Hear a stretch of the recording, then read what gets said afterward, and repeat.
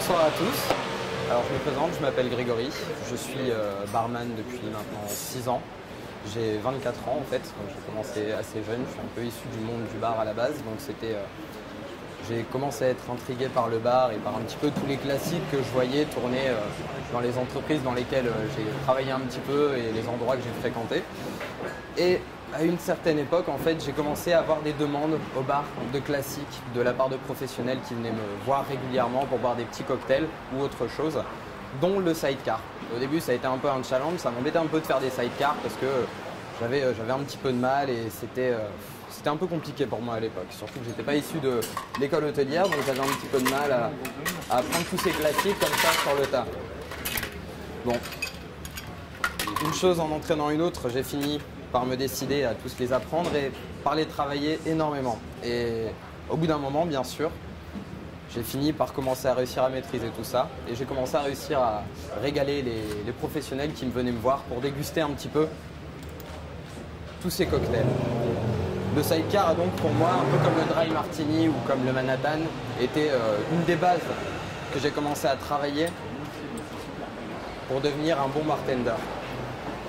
Je vais vous proposer juste ici un twist du sidecar que j'ai appelé le side by side, dans lequel en fait je vais travailler deux grands produits français, le champagne et le cognac. Le champagne va me permettre en fait de sublimer le cognac dans le cocktail. Ça va permettre d'avoir une trop longue prononciation en bouche en fait, d'avoir quelque chose d'un petit peu plus smooth, un petit peu plus féminin et surtout de travailler d'une façon un petit peu différente. Le sidecar qui a été fait à une époque où les moyens et les goûts étaient différents. Donc j'ai mis un petit peu plus de cognac qu'on a tendance à en voir dans les twists de sidecar, 2 centilitres. Moi ici j'en ai utilisé 3. J'ai mis 1 centilitre de triple sec pour un petit côté orangé qui va être vraiment de la fraîcheur. En fait j'ai un petit peu plus travaillé sur le côté orangé et fruité de la fraîcheur pour le féminiser. Voilà, 2 petites gouttes d'angostura bitter à l'orange. Ça va permettre de révéler encore un petit peu plus ces petites notes. Un petit twist avec le zeste de citron jaune et de citron vert. Comme ça, en fait, je vais essayer de travailler sur des notes un petit peu plus subtiles, sur quelque chose d'un petit peu plus délicat que ce qu'on voit d'habitude. Un petit peu moins citronné pour révéler un petit peu plus le goût du cognac.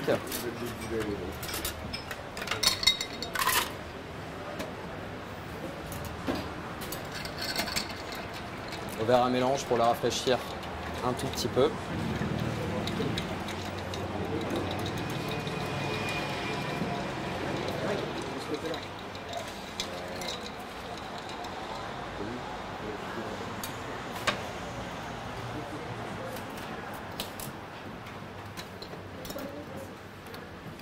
Ah, je vais peut-être m'activer un petit peu alors. Hop.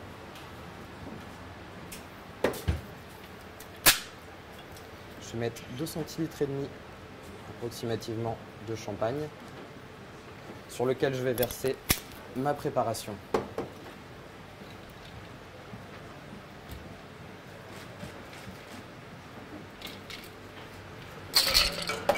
Maintenant un petit zeste de kombawa, toujours pour rester sur quelque chose de subtil, ça va nous permettre d'obtenir quelques arômes en fait de citronnelle. Ce sera un petit peu plus subtil à travailler.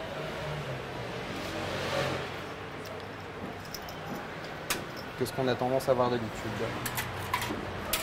Petit cerise maraschino dans ce verre Old Fashion d'Aravin du Rhin classiquement. Je trouvais très approprié pour le côté un petit peu vintage de cette boisson. Je vous rendrai le verre d'eau après. Et maintenant, je vais m'attaquer à ma création.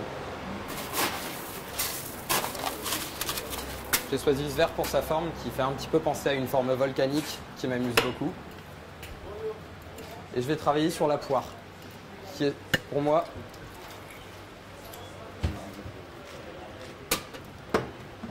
une des meilleures crèmes, étant donné que j'adore la poire. C'est vraiment quelque chose que j'adore. Un petit peu de Brothers Blend, 3 centilitres encore. Je vais essayer de rester sur quelque chose d'assez fruité, d'assez long en bouche.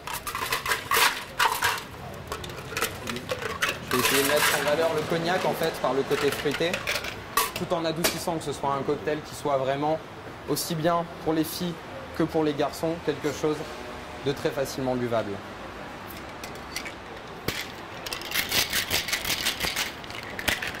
Voilà, je rafraîchit un petit peu. Je rajoute juste un dash de citron jaune. Le citron jaune va permettre de souligner la framboise que je vais rajouter à la fin en fait.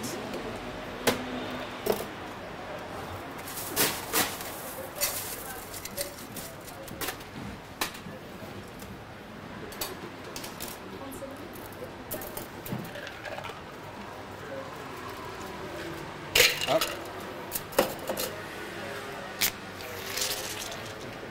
En speed round, mais sympathique quand même. Le Perrier. Je rajoute un petit peu de glace pilée. Et maintenant, un dash d'environ 1 centilitre de framboise qui va surtout se révéler au nez, donner un petit côté sympathique au niveau de la dégustation.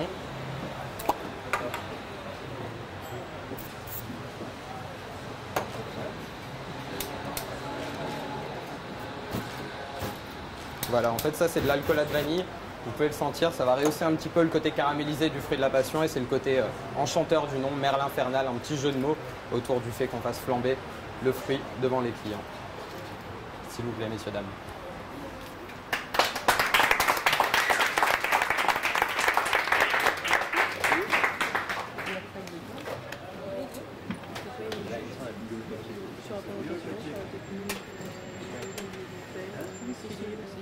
Quelqu'un veut goûter le fruit de la passion flambé?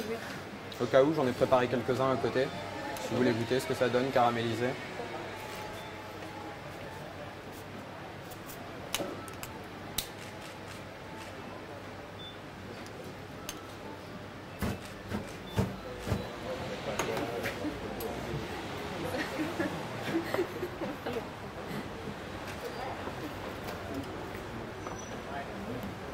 Cheers.